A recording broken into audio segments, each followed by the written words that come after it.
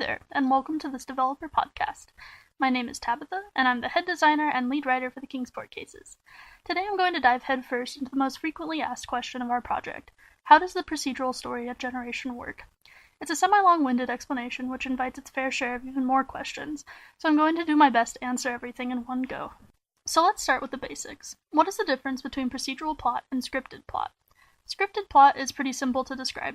It is a plot where the characters' overarching story, events, and dialogue were written into a script, a sequence of events that were carefully planned and crafted by writers.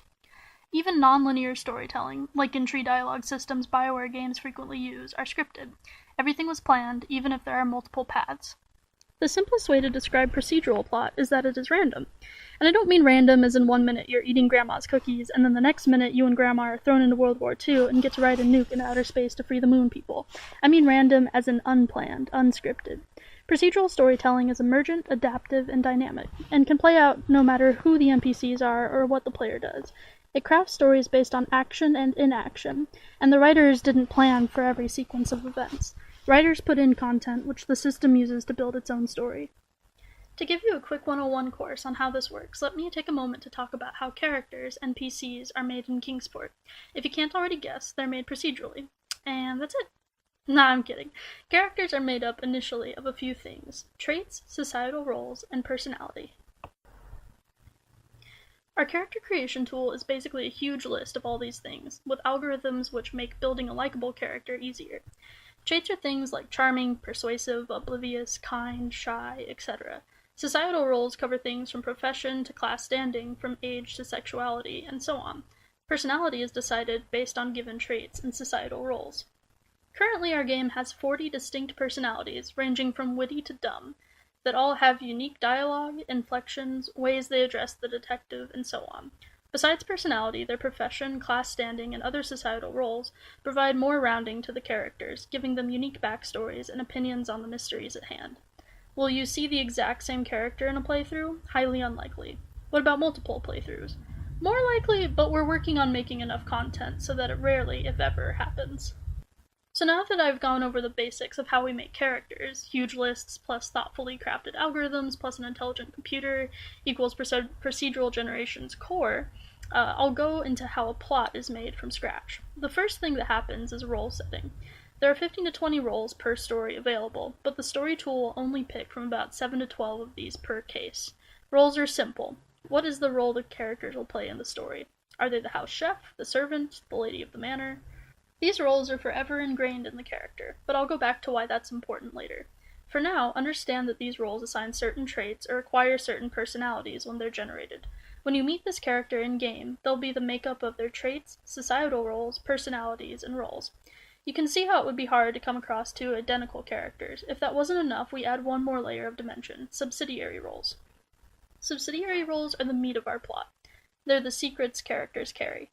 They may be a humble bookshop owner on the outside, but what are they really? A cultist? A demon possession? A werewolf? Subsidiary roles drive our story. You play a detective, and someone somewhere is making life in Kingsport unbearable. But who is it? It's up to you to find out. So that's all well and good, you might say. But I'm not here to play Clue. What's the story?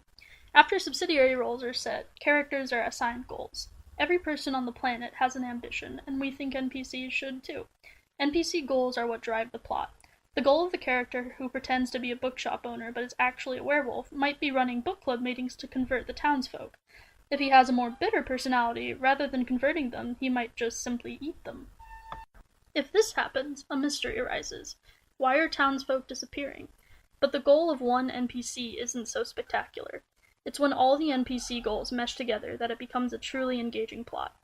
One NPC might know the bookshop owner's secret, but is trying to protect his daughter from being eaten so he won't spill the beans. Because of this secrecy, another townsperson thinks this secret-keeping father is the real culprit. It all complexifies as the case goes on. So, the plot is being built from the very moment the system generates characters.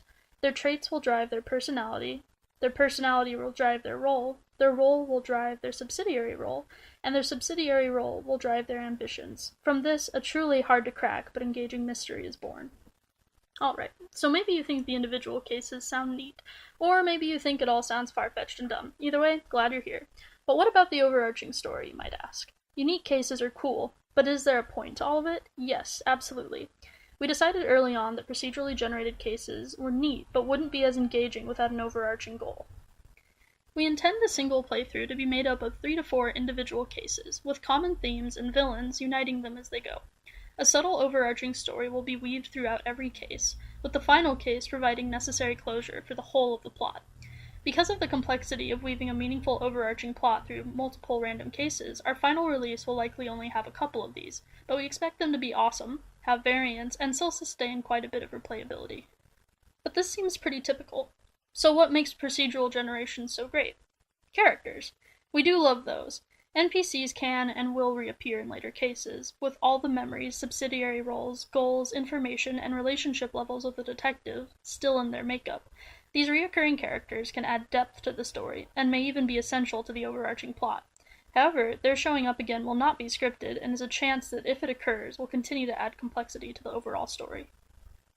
Alright, so those are some details on the plot and character creation. Now I'm going to answer some of the questions this information usually begets. Firstly, what will be the player experience? This one always disappoints just a little bit.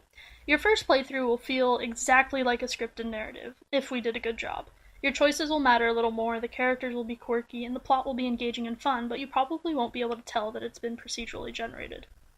This is just fine as long as it's a good game, but the super exciting awesome part happens when you want to play the game again. The second time you play, it will be completely different. The atmosphere will be there, the gameplay will be there, and the feel of the game will be there. But there will be different characters, plot lines, maps, and monster encounters. It's literally like getting a sequel to the game the moment you're finished with the first playthrough. And it isn't just the second playthrough, but the third, fourth, fifth, sixth, and so on. Bang for your buck, so to speak. This information is usually followed up by, will it start to feel the same? Is the game truly infinite? At some point, yes, you will dry up the storylines, locations, and overarching plots. The only things that are truly infinite are the characters and random maps. But with 4 planned locations, a minimum of 20 story blueprints in each one, dynamic goals, and several divergent paths based off adaptive storytelling, you'd probably have to play through the entire game at least 20 times to see identical content again. With an estimated 2 to 3 hours of gameplay per case, meaning 8 to 12 hours in one playthrough, that's 160 hours to 240 hours of gameplay before you start to see things playing out exactly the same. Not to mention that if the game does well, we'd likely release more add-ons and updates. That is 8 scripted games worth of average playtime in one product, if the average game's playtime is roughly 30 hours. Next up on the list is my favorite question. Is anything scripted? Yes, some things are.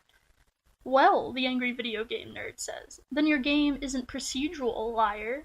Alright, sure. Maybe it's not procedural in the same way our map generator isn't procedural because the rooms are pre-made to fit together like Legos instead of magically building 3D assets on their own. We're working with procedural generation, but we're also trying to make a good game, not a tech demo. Some things are scripted, yes. The story has basic layouts to keep things relevant, you can't do anything and everything you could possibly want, and there is an end to the story in sight. People sometimes scoff at this, like procedural story generation means they should be able to do anything, and if it isn't perfect and allows for completely random content, then they don't want to touch it. Games like Minecraft and Dwarf Fortress are procedural, but you don't see completely random things occurring like mountains in Minecraft made of nothing but wool, unless it's man-made, you masters of wit watching this video, or objects not made of voxels popping up and floating around, unless it was a mod. Even procedural generation comes across its fair share of limitations and constrictions. This is part of what shapes it into a game. So why are we doing this? Why are we pushing through cynicism, skepticism, and you sucksaws scripted narratives are so beautiful, you art-ruining pooheads type comments to make this game a reality? There are a few reasons. One, we love horror. I love horror. It's a fantastic genre that unfortunately only seems to exist in indie games nowadays, but that's just my opinion. To me, horror games are best when they're fresh. Despite how much I love Amnesia, and I do mean love, that game is absolutely phenomenal and I am pumped for its sequel. Playing it a third, fourth, or heck, even just the second time, wasn't at all the same experience. I knew all the monster patrols and events, and the game became monotonous very quickly. Player-generated content expanded the life of that game a bunch, which was an inspiring point to making Kingsport fully procedural. Another reason, and this one is very personal to me, I'm not sure about the rest of the team, is that I feel gamers are being cheated out of their wallets constantly. $60 AAA games are being released in the same week as their $15 DLC, and there isn't as much content in games made today as there was in games made even just 5 or 6 years ago. Platforms like Xbox Live are becoming more saturated with ads as their price for services yet go up, and gamer culture is quickly becoming synonymous with rabid consumer fandom. I'd like to take a journey back to the days of old, where you bought a game for $30 and spent the next several months of your life playing it. The Elder Scrolls series is a great example of what I mean.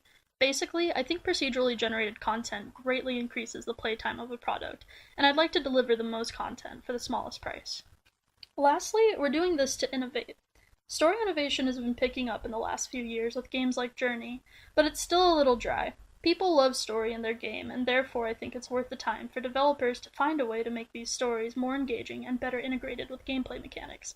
We're by no means original, having taken our inspiration from many games and platforms, but we're striving to be unique in how we deliver our story.